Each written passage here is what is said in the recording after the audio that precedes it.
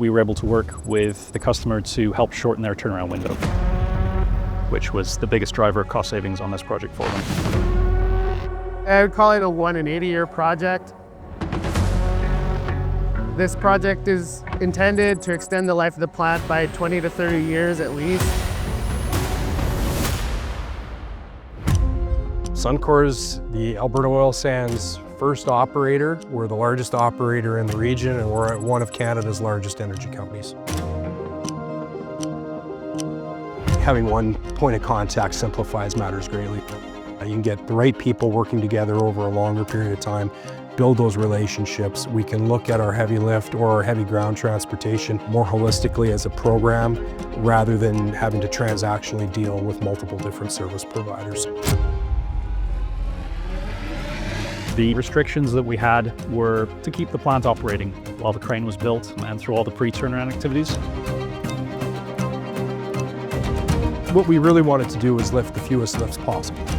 Just the geometry of the cokers and where the crane would need to sit limited it down to very few cranes. And Mammoet brought forward the global heavy lift experience, and the machine needed to tackle the size and complexity of this project. The PTC 210 DS, which was the perfect machine for the job. On a project like this, engineering supports the client by getting involved really early. We started front-end engineering in roughly 2020. We joined forces with Mammoet in 2021, and they contributed to the front-end planning as well as the detailed engineering and field execution planning for the overall project. The problem we're solving here is to do a large change out of 8 coke drums while keeping in mind safety and also time. All over the world, coke drums are an integral part of any large oil and gas refinery or upstream facility. And we have done many coke drum replacements. They often have similar challenges, restricted in space, they're short on time, and they want to do all of that within a month, maybe a month and a half of work. Suncor wanted us to be ready a few months ahead. We did not want to rig up the crane, and we did not want to transport the critical components during the cold winter months. We locally here are quite familiar with the restrictions of Alberta winters and the routes involved. Bringing the Alberta-sized modules to site, they're quite heavy modules that hadn't been moved before in Alberta, but we need to get proper permitting and make sure that we're not damaging the infrastructure of Alberta. The biggest engineering challenge of the project was to remove the old derrick. We are talking of a structure that was built on the 60s.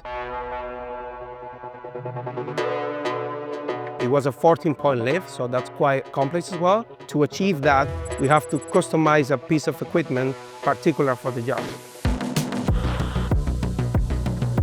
So the idea was to sit as far back as we could from the front of the coking unit in order to give their loaders a chance to continue operating as normal. This is one of very few cranes on planet Earth that could be mobilized to be able to lift our largest load safely and predictably. If we couldn't find a crane to do that, we would have had to break it down into smaller pieces, which just adds cost and adds duration onto our turnaround events.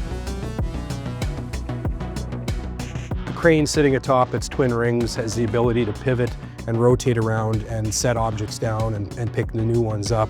And so we were able to arrange all of our heavy loads right up close to the crane and lift them in a very efficient manner. It was actually done in quite gusty conditions as well, so it was amazing to see the machine be able to handle that load.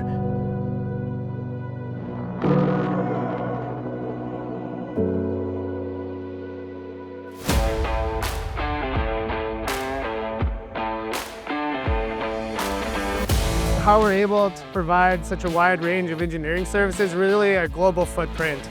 We have our subject matter experts, our really smart engineers in the Netherlands, of course, but we also have good engineers all over the world at our local branches that know the local challenges, local permitting, and local equipment.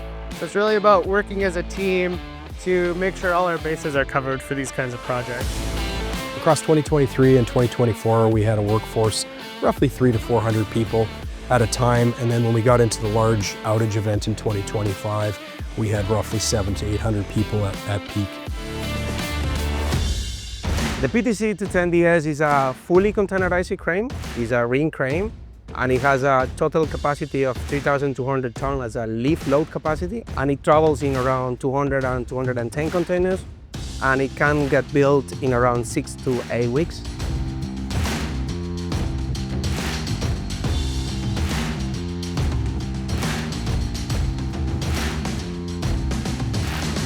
In addition to the engineering done for the PTC on this project, we were also planning out the transport from Edmonton of the 8 coke drums, a route of over 500 kilometers, as well as the modules also built in Edmonton that formed the super module that was reassembled here at site.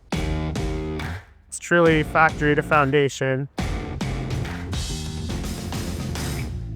The current configuration of the crane is a SFSL X, which means that the crane has a main boom of 94 meters, a jib of 55 meters, is fixed on 10 degrees with a double head. It can lift 2,300 tons at 48 meter radius. Yesterday we have installed the 3 towers derrick lift.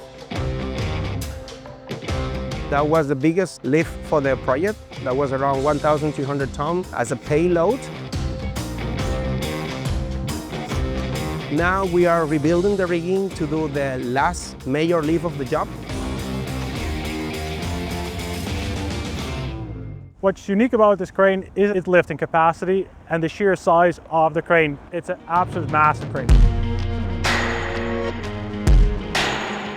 We did nearly 50 heavy lifts across roughly a 35-day period, and they typically had to be done with something weighing several hundred ton and being set into locations where you had inches of clearance or fractions of inches of clearance. You didn't have the luxury of feet. Our large cutting deck had to be set, on top of 14 structural steel column lines, and every bolt hole on every one of the 14 column lines had to line up. Our last cutting deck weighed roughly 650 tons, and where it got set, it had 4 inches of clearance on one side and probably 7 or 8 inches of clearance on the other side. It was amazing to see the machine be able to handle that load and get that where it needed to go.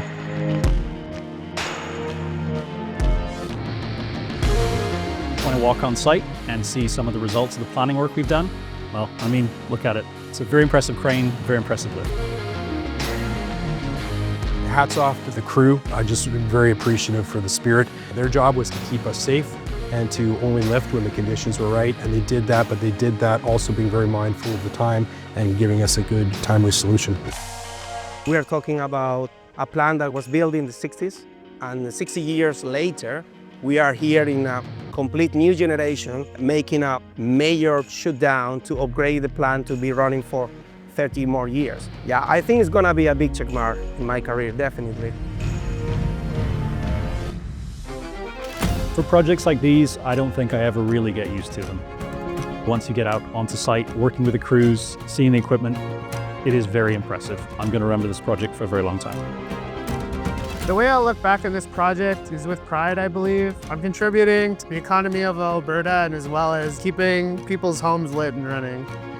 What makes me really proud is to see the work that our team in the field has pulled off. We've been planning for this job for years, to see the way that they are currently doing that and the teamwork they have with the other contractors. It's phenomenal to see.